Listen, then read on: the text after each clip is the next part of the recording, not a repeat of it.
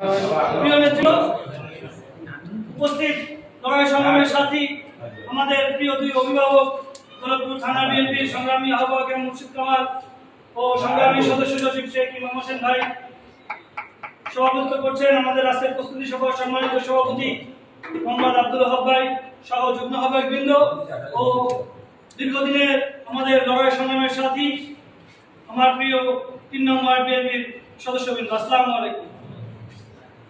প্রিয় নেতৃবৃন্দ, আপনারা সবাই জানেন আমরা একটা খুব দুর্গম সময়, কঠিন সময় পার করেছি বিগত দিনে। ৫ই আগস্টের আগের পরিণতি একবার চিন্তা করুন, চোখ বন্ধ করে, কত কঠিন পরিণতি ছিল আমাদের।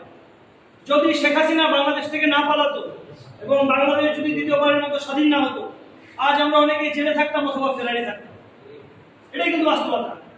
আজ আমরা যে স্বাধীনতা ভোগ করছি তা কিন্তু আমাদের ইমাম ভাই বলে গেছে, দীর্ঘ ১৭ বছরের আমাদের আন্দোলন সংগ্রামের ফসলই কিন্তু আজ আমাদের এই স্বাধীনতা। বহু আমাদের ছাত্র দলের ভাই, যুব দলের ভাই, আমাদের বিএনপি নেতাকর্মী আত্মত্যাগের বিনিময়ে এবং ছাত্র জনতার আত্মত্যাগের বিনিময়ে আজ এই মহান স্বাধীনতা আমরা ভোগ করছি, যা মহান রব্বুল আলামিন কর্তৃক প্রদত্ত। প্রিয় নেতৃবৃন্দ, আপনারা জানেন আমাদের ওয়ার্ড বিএনপি যখন কমিটি হয় তখন আমরা অনেক প্রতিকূল পরিবেশে ছিলাম। আওয়ামী লীগ অত্যাচার, নির্যাতন, হামলা মামলা, তথাপিও আরো কিছু আমাদের ওয়ার্ডের ভিতরে সমস্যা ছিল। দৌলতপুর থানা বিএনপির সাবেক সেক্রেটারি নানু সাহেবের বাসা আমাদের এই ওয়ার্ডে। তিনি এখনো চক্রান্ত ষড়যন্ত্র করেন নাই আমাদের বিরুদ্ধে।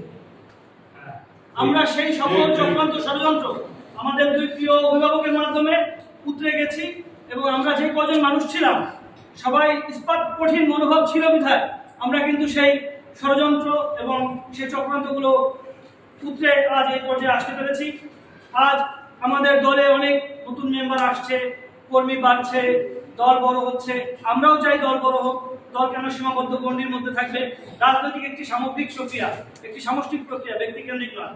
রাজনীতিতে এই যে কমিটির যে পালাবদল হচ্ছে, এখন আমরা আহ্বায়ক কমিটিতে আসি, সামনে নির্বাহী কমিটি হবে। নির্বাহী কমিটির জন্য যে নির্বাচন আহ্বায়ক করা হয়েছে, আপনারা যারা মেম্বার আছেন, আমরা চাই ওয়ার্ড কমিটির যে ৩১ জন মেম্বার আছে, প্রত্যেকটি মেম্বার তার প্রত্যক্ষ ভোটের মাধ্যমে তার নেতা নির্বাচন করবে। কর্মী কখনো ভুল করে না তার নেতা নির্বাচন করতে, তার প্রমাণ আপনারা। আমরা যখন সুযোগ পেয়েছি খুলনার মধ্যে সর্বোচ্চ ভোটে কিন্তু আমরা আপনাদেরকে নির্বাচিত করেছি।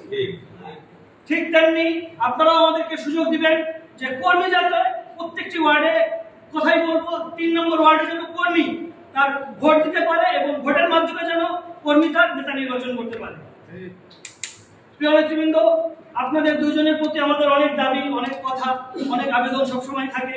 আপনারাও আমাদেরকে একদম সন্তানতুল্য ভাবে আমাদেরকে লালন পালন করেছেন। অন্যান্য ছাত্রদল করার সুবাদে, মহানগর ছাত্রদলের যেহেতু সভাপতি প্রার্থী ছিলাম, সেই সুবাদে খুলনার অন্য সব বিএনপি জেলা থেকে, মহানগর থেকে সকল থানা বিএনপি, ওয়ার্ড বিএনপির সাথে সুসম্পর্ক আছে। সব থানার খোঁজ খবর জানি, কিন্তু সবচেয়ে বেস্ট আপনারা চালাইছেন। এই কথা বলতেই হবে, এই ক্রেডিট আপনাদেরকে দিতেই হবে, এই কৃতজ্ঞতা আপনাদের প্রতি প্রকাশ করতেই হবে। এটা আমি সবসময় প্রকাশ করি। আপনারা আপনার থেকে শুরু করে আমাদেরকে মহানগরে যাতায়াত করানো, মহানগরে নিয়ে যাওয়া, মহানগর থেকে নিয়ে আসা, সবসময় আপনারা আমাদের পাশে ছিলেন। ইন ফিউচারেও আপনারা যাতে আমাদের এইভাবে পাশে থাকেন এবং আমাদেরকে এইভাবে সবসময় সহযোগিতা করবেন, এটাই আপনাদের কাছে প্রত্যাশা। এবং কর্মীবৃন্দের কাছে কিছু কথা না বললেই না, যেহেতু আজ আমাদের ওয়ার্ড কমিটির প্রায় মোস্ট অফ দ্য কর্মী এখানে উপস্থিত আছেন। আমি দীর্ঘদিন ছাত্রদলের রাজনীতির সাথে জড়িত ছিলাম, মহানগর ছাত্রদলের জয়েন্ট সেক্রেটারি ছিলাম। তারপরে আমাদের প্রিয় দুই নেতৃবৃন্দের সহযোগিতায় ওয়ার্ড বিএনপি যুগ্ম আহ্বায়ক হয়েছি, থানা বিএনপি সদস্য হয়েছি। শুকরিয়া মহান আল্লাহর প্রতি এবং কৃতজ্ঞতা আমাদের প্রিয় দুই নেতৃবৃন্দের প্রতি। এবং আপনারা যারা আমাকে এই দীর্ঘ পথ চলায় সহযোগিতা করেছেন, সাহায্য করেছেন, ভালোবাসা দিয়েছেন, দোয়া দিয়েছেন, সকলের প্রতি আন্তরিক কৃতজ্ঞতা জানাচ্ছি। এবং প্রিয় নেতৃবৃন্দ, আপনাদেরকে আরো বলতে চাই, আমি পূর্বে একটি কথা উল্লেখ করেছি যে কর্মী কখনোই তার নেতা নির্বাচন করতে ভুল করে না। কর্মীর হাতে যখন দায়িত্ব দেওয়া হয়, কর্মী তার সঠিক কাজটি করে। সেই হিসেবে আমিও একজন প্রার্থী আগামী কাউন্সিলে। এইভাবে আর হয়তো সবাইকে পাবো না, তাই এই দাওয়াতটিও দিয়ে যাচ্ছি। আমিও একজন প্রার্থী, সাধারণ সম্পাদক প্রার্থী ওয়ার্ড বিএনপির। আপনারা সবাই আমার জন্য দোয়া করবেন, আপনাদের সহযোগিতা যেন অব্যাহত থাকে, সামনের জন্য আপনাদের সহযোগিতা পাই। সেটি অব্যাহত রাখবেন আমাদের প্রতি। আর কিছু বিষয়ের কথা আসছে যে স্থান কোনটি নির্বাচন করলে ভালো হয়। স্থান ইতিপূর্বে আপনারা আমাদের প্রস্তাব দিব, আমাদের স্থান নির্ধারণ করবেন আমাদের 2 থানা বিএনপির আহ্বায়ক এবং সদস্য সচিব। তারা আমাদের অভিভাবক, তারা আমাদের গার্জিয়ান, তারা নির্ধারণ করে দেবেন কোথায় হয়। আমরা আমাদের প্রস্তাব উত্থাপন করতে পারি, কারণ আমরা তো অথরিটি না, আপনারা অথরিটি। সো আমরা আমাদের সুনির্দিষ্ট প্রস্তাব দিয়েছি। কেউ বলেছেন কালীবাড়ি মাঠের বাড়ি স্কুল এবং কেউ বলেছেন মধ্যডাঙ্গা। কালীবাড়ি আমরা ইতিপূর্বে 2টি সমাবেশ করেছিলাম, আহ্বায়ক কমিটির সমাবেশটি করেছিলাম কালীবাড়িতে, এবং সদস্য সংগ্রহ ফর্মের যে কার্যক্রম ওটিও আমরা করেছিলাম কালীবাড়িতে। তো কালীবাড়ি মধ্যডাঙ্গা মাঠের বাড়ি স্কুল সেটিও একটি ভালো জায়গা, মধ্যডাঙ্গা এটিও একটি ভালো জায়গা, এবং আমরা যে রিসেন্টলি শুধু সমাবেশ করেছি রেলিগেটে এটিও একটি ভালো জায়গা। কারণ রেলিগেটে করলে সুবিধা যেটা হয় সেটা হচ্ছে অটোমেটিক্যালি আপনি কিছু ক্রাউড পেয়ে যাবেন। যেহেতু কর্মী সম্মেলন মহানগর থেকে নেতৃবৃন্দ আসবে, আপনাদেরও মান সম্মানের ব্যাপার, আমাদেরও মান সম্মান ইজ্জত ইমেজের ব্যাপার, সেটি যাতে রক্ষা হয় এই জন্য আমি প্রস্তাব করবো যে রেলিগেটে যাতে সমাবেশটি করা যায় এই বিষয়ে আমি সুনির্দিষ্ট প্রস্তাব দিব।